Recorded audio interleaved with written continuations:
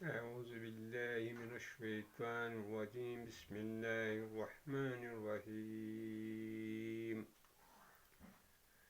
الله لا إله إلا هو الحي القيوم لا تأخذه سنة ولا نوم له ما في السماوات وما في الأرض من ذا الذي يشفع عنده إلا بإذنه يعلم ما بين أيديهم وما خلفهم ولا يحيطون بشيء من علمه إلا بما شاء وسع كرسيه السماوات والأرض ولا يؤوده حفظهما وهو العلي العظيم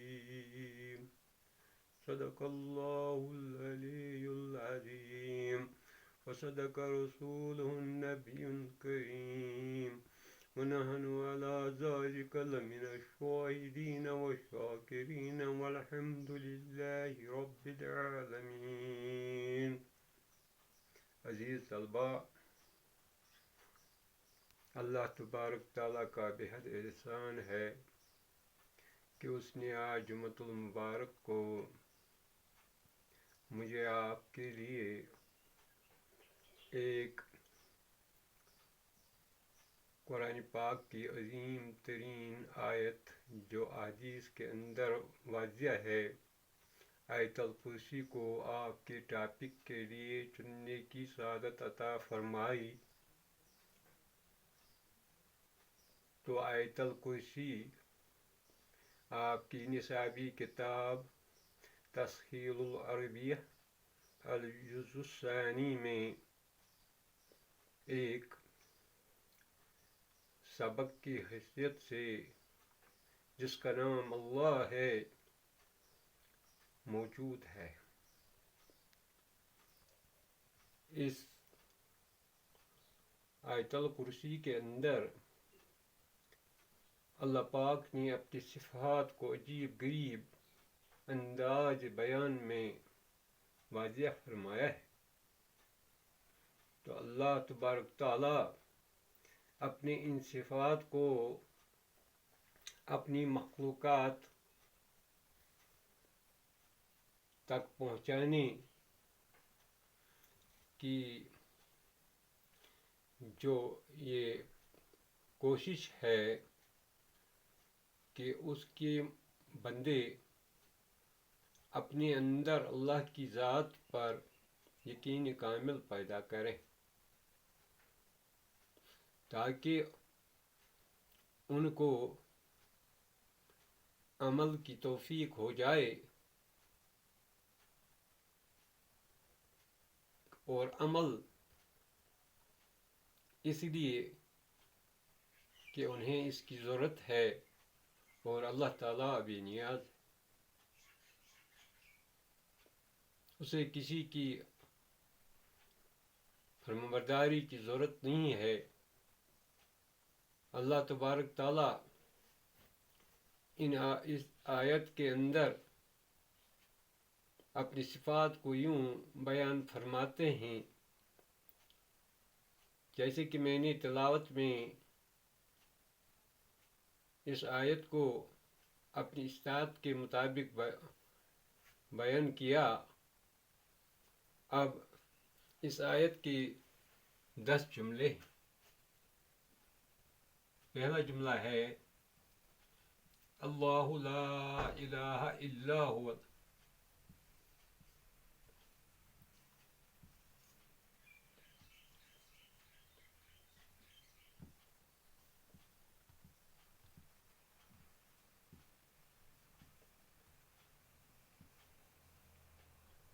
الحی القیوم.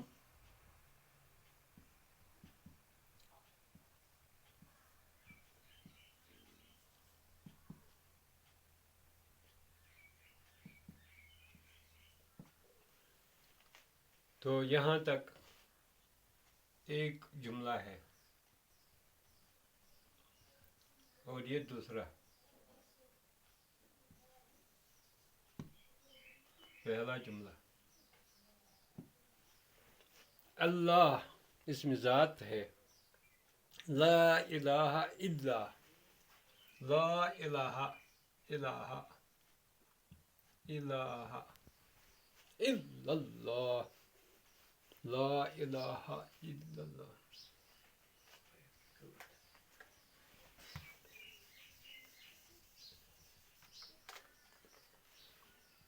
اللہ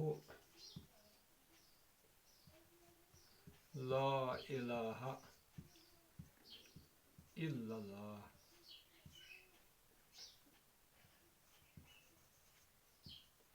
پہلی آیت ہے هو الحج القیوم، دوسری آیت ہے. اور پہلی آیت کا مفہوم یہ ہے کہ اللہ اسم ذات ہے. اسم ذات، تو اسم ذات سے یہاں مراد کہ کوئی اس کی صفاتوں میں شامل نہیں، وہ اکمل الصفات ہے. اس کی ذات اکمل الصفات ہے، یعنی تمام صفات اس میں اکمل درجے میں پائے جاتے ہیں.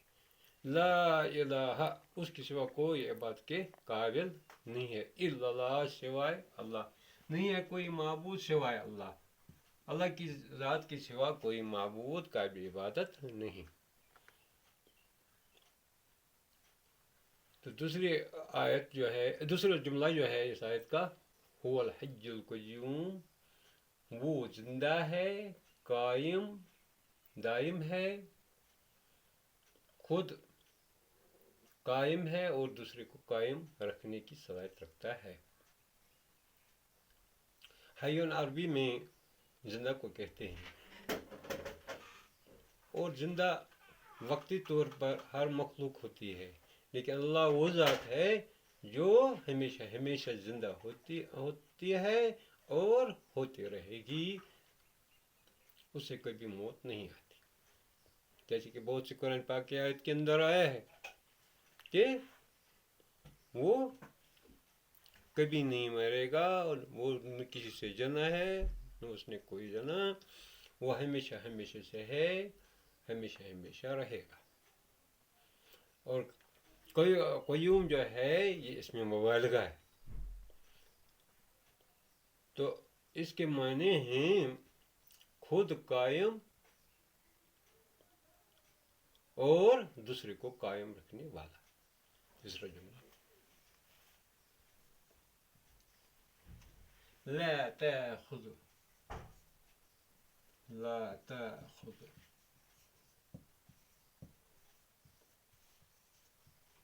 اسی آتا ہوں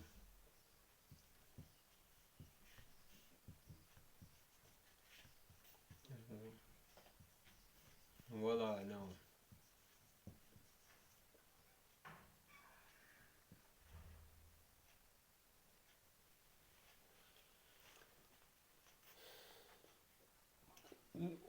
اس ذات کو، یعنی اس اللہ کو، یہاں اسی اللہ کی طرف ہے کہ اس اللہ کو کوئی اونگ، سنتن اونگ عربی میں نوم، نیند، اس ذات کو نہ کوئی اونگ اور نہیں نیند پکڑ لیتی ہے.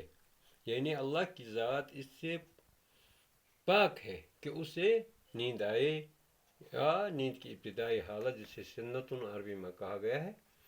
اونگ یعنی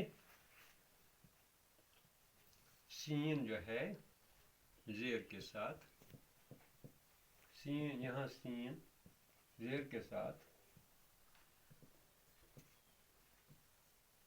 اونگ کو کہتے ہیں. اونگ وہ کہتے ہیں.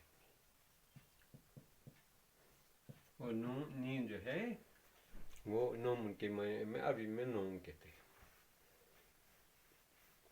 تو اللہ تبارک تعالیٰ نے یہاں یہ آیت کا جملہ اس لیے بندوں کے سامنے واضح فرمایا ہے کیونکہ انسانی عقل یہ سوچ سکتی ہے کہ جس سے اتنا باریک کام ہو کہ وہ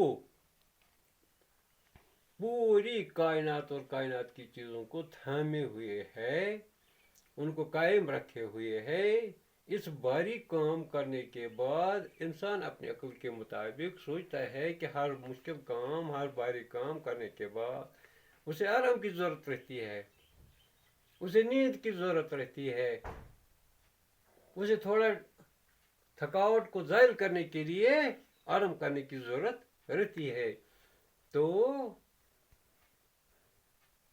شاید اللہ کو بھی ایسا ہو، تو اللہ نے اس لیے اس آیت کو یوں فرمایا، لا تأخذہ سنۃ ولا نوم، کیا مجھے نہ کوئی، یعنی اسے وہ تیری اللہ وہ ذات ہے جس کے ساتھ تمہارا واسطہ ہے، کہ وہ ذات ہے کہ اس کو کوئی اونگ اور نہیں نیند پکڑ لیتی ہے، وہ بالکل ہر وقت جاگا رہتا ہے۔ تو سونے کی تو دور کی بات، اسے اونگ بھی نہیں آتی، اور اللہ کو تھوڑی سی اونگ آتی، نعوذ باللہ من ذالک، تو کائنات کا نظام درہم برہم ہو سکتا۔ ہمارا اللہ وہ ذات ہے کہ وہ ہر وقت بیدار ہے، جاگا ہوا ہے، سرگرم ہے، ذات ہے۔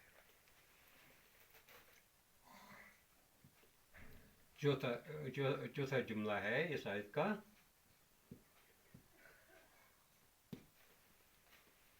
لہو ما فی السماوات، لہو ما فی السماوات ولا یحدہ حفظہما، لہو ما فی السماوات والارض۔ تو اس آیت کے اندر لام جو لہو کا لام جو ہے تملیک کے لیے ہے، لہو کا لام تملیک کے لیے، جس کے معنی ہیں ملکیت ہونا۔ لہو ما فی السماوات والارض، اسی ذات کا سب کچھ ہے آسمانوں کے اندر اور زمینوں کے اندر، یعنی سب کا سب اللہ کا ہے، اللہ کے سوا اور کسی کا نہیں ہے۔ وہ جس طرح چاہے اس کا تصرف کر سکتا ہے۔ جس کی کوئی چیز ملکیت ہو، جس کی کوئی چیز ملکیت ہو، اس کا مالک اس کا تصرف کرنے کا حق رکھتا ہے، ایسے اللہ ہے۔ پانچواں جملہ ہے آیت کا،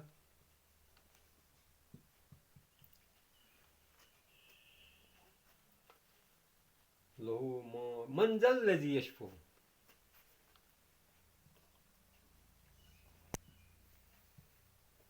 من ذا الذی،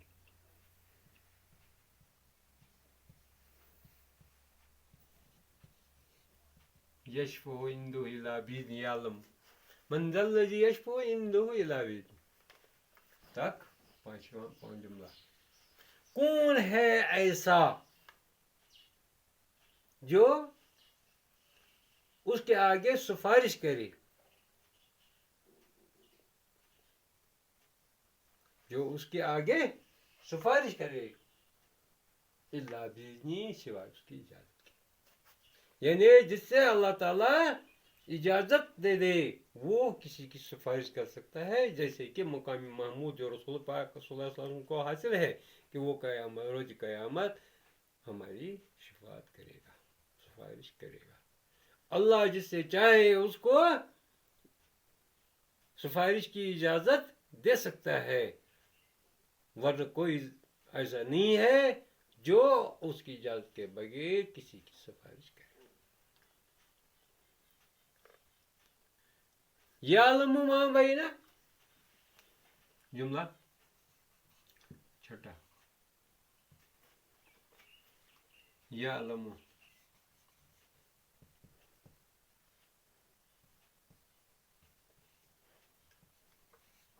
ما بین ایدیہم،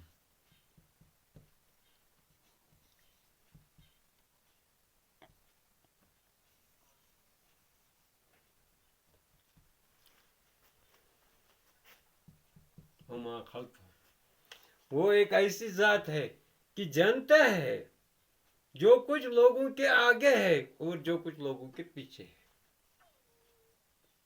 جو کچھ ان کے پیچھے ہے، جو کچھ ان کے آگے ہے، وما خلفهم، جو کچھ ان کے پیچھے ہے. یعنی اللہ تبارک تعالیٰ ان کے پیدا ہونے سے پہلے کے حالات بھی جانتا ہے اور پیدا ہونے کے بعد بھی. یا یہ بھی کہہ سکتے ہیں کہ اللہ تبارک تعالیٰ ہر ظاہر اور ہر چھپی ہوئی چیز جو ان کے بارے میں ہے وہ اسے جانتا ہے، اسے کوئی چیز چھپی نہیں ہے.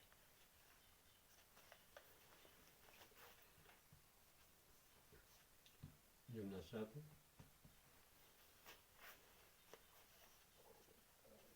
ولا یحیطون،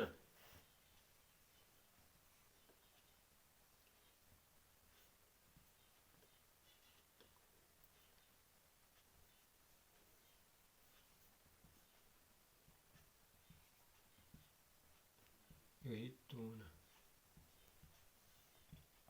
بشیء من علمہ،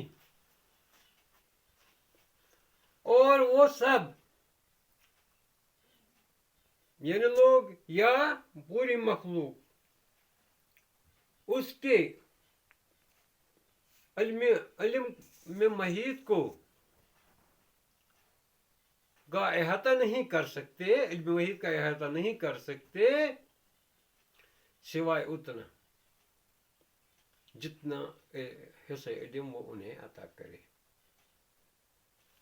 اور وہ سب ولا یحیطون، اور ولا یحیطون بشیء من علمہ، اور وہ اللہ تعالیٰ کے معلومات میں سے، علم میں سے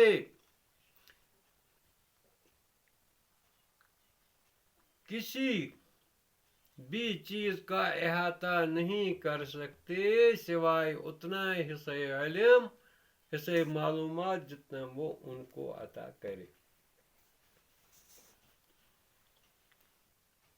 یہی تو نا وہ احاطہ کرتے ہیں یا کریں گے، مضارع کا صیغہ ہے.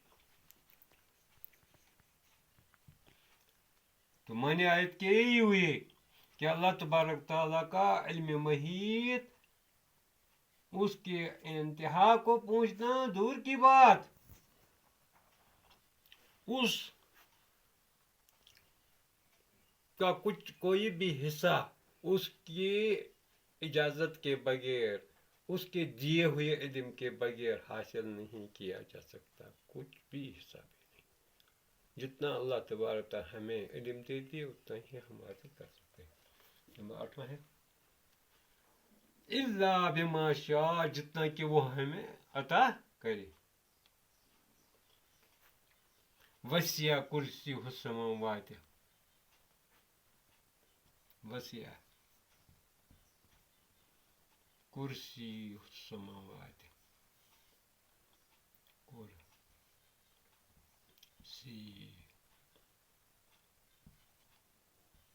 السماوات والارض، اور اس کی کرسی کی وسعت اتنی ہے کہ اس میں تمام آسمان اور زمین سما جائیں گے. یعنی اللہ کی کرسی اتنی وسیع ہے کہ آسمانوں اور زمین کے اندر اور خود آسمان اور زمین وہ ما فیہا، یعنی جو کچھ ان کے اندر ہے وہ سب کچھ اس کی کرسی کے اندر سما جائیں گے. تو اس کرسی کی مثال ایک حدیث کے اندر یوں آئی ہے کہ اگر پوری کائنات کو ایک چٹیل میدان کی طرح، یا پوری زمین کو ایک چٹیل میدان کی طرح بنایا جائے، ایک ہموار میدان کی طرح بنایا جائے، تو پوری زمین اور آسمان کو اس کرسی کے ہموار میدان میں ڈالا جائے تو ان آسمانوں اور زمین کی حیثیت ایسی ہوگی جیسے کہ حلقہ انگشتری، یعنی دائرہ جسے کہا جاتا ہے انگوٹھی کا، اس کے برابر ہے. یعنی اللہ کی کرسی بہت وسیع ہے.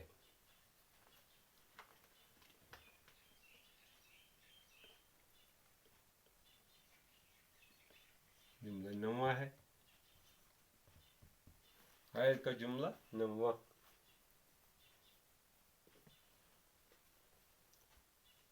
وَلَا يَعُدُّهُ.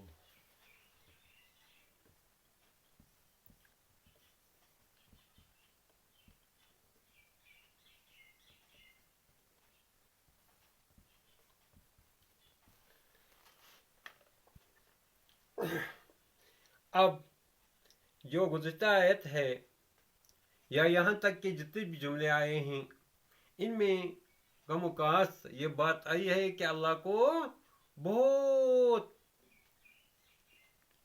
مشکل کام، باریک کام انسانی عقل کے مطابق آیا ہے.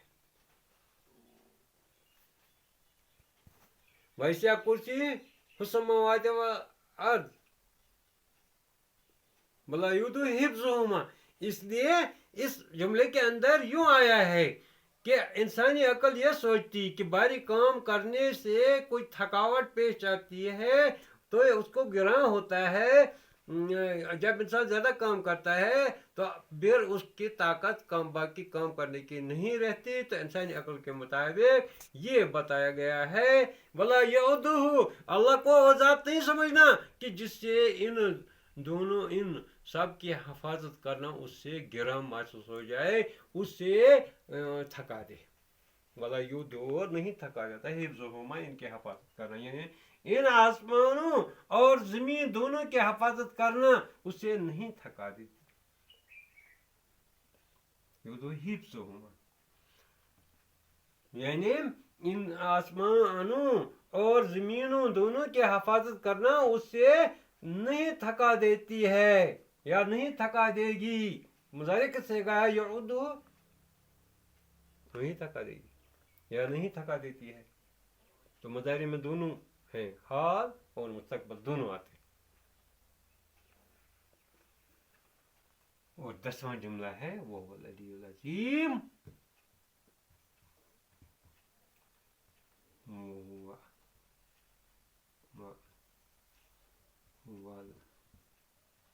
علی العظیم.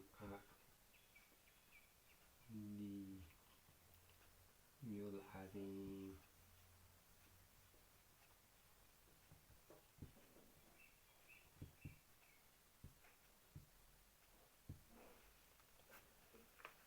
اور وہ ایسی ذات ہے کہ وہ عالی شان ہے اور عظیم مرتبت والا ہے. جو آج کی آیت، جو آیت الکرسی تھی، یہ سورہ بقرہ کی 255ویں آیت ہے. اور اس آیت کو قرآن پاک کی افضل ترین آیات بتایا گیا ہے. بہت سے صحابی اس کو روایت کرتے ہیں اور اس کے برکات اور فضائل بہت زیادہ ہیں. اگر اس کو گھر میں پڑھا جائے تو اس گھر میں شیطان نکل جاتا ہے، جنات اور خبیث جن نکل جاتے ہیں. انسان کی حفاظت کا سامان ہے. جنت میں لے جانے والی آیت ہے.